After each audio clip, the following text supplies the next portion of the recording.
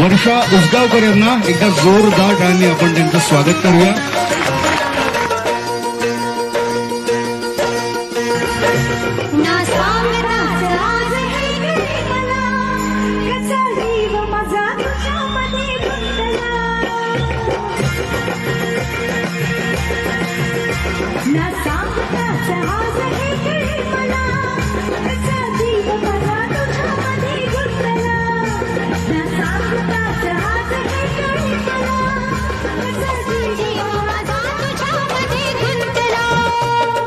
सांगताच आज हे कळे मला, कसा जीव माझा तुझ्यामध्ये गुंतला.